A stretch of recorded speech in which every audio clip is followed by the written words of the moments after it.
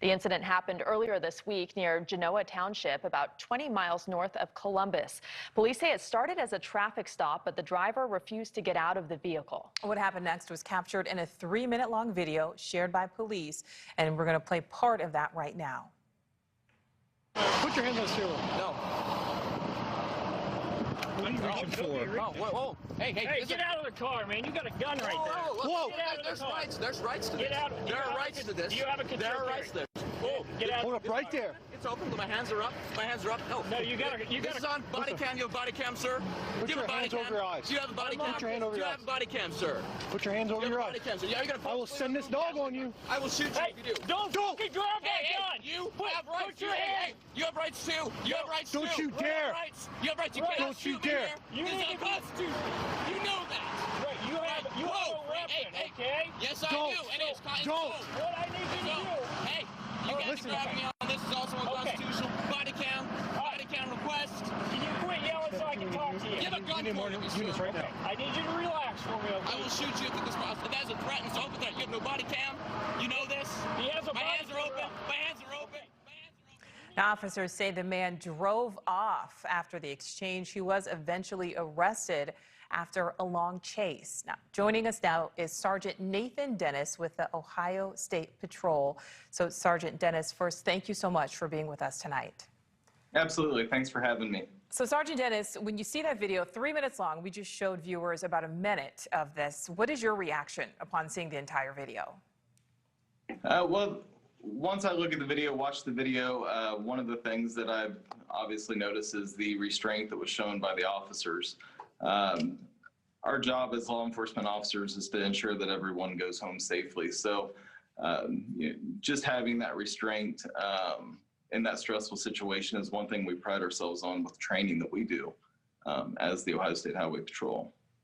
All right, and we know that the suspect, we can see him yelling, or hear him yelling at officers. We know he threatens to shoot officers. He does have a gun visible. He closes his door and drives off. Shots were never fired by any law enforcement. We know the suspect was later arrested. He is white, but it is important, as you said, to note that those officers exercised commendable restraint. But it is also important to note that this is a very different outcome from many videos we've seen where the suspect is black and is less threatening to officers and is ultimately shot and killed. So what is your response to the apparent difference in treatment and outcome? Well, again, I think, for us as a law enforcement agency, we train our recruits in stressful situations all the time to give them the tools that they need in order to effectively do their job on a daily basis. So we train very strenuously prior to sending our units out on the road to work.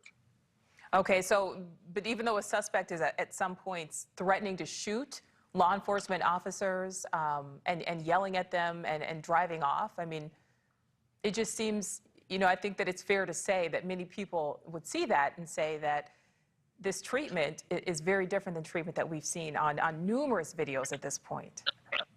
We have to remember there's different situations in regards to, how we approach an incident that we're involved in. At the time of the incident, does the officer feel like their life is at risk? And in order to make that decision, you have to put yourselves in their shoes on the roadway at that situation at that current time. And you have to consider everything that's going on at the time of the incident as far as where the gun's located. Is his hand on the weapon or not?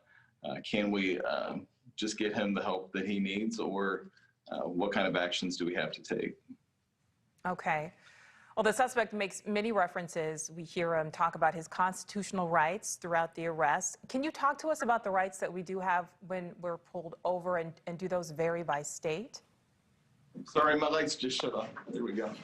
Sorry about that. That's all right, Sergeant. So obviously, if you're stopped by a law enforcement officer, what we ask is that if it's at nighttime especially, as the officer stops you and is approaching, turn your lights on inside, your dome lights on inside your vehicle. That allows the officer to see everybody that's in the vehicle, what's going on in the vehicle. And then we ask that all occupants of the vehicle have their hands in an area where the officer can see them easily. just so that we know that there's no threats towards us as well. And that way it ensures safety for everybody during that traffic stop.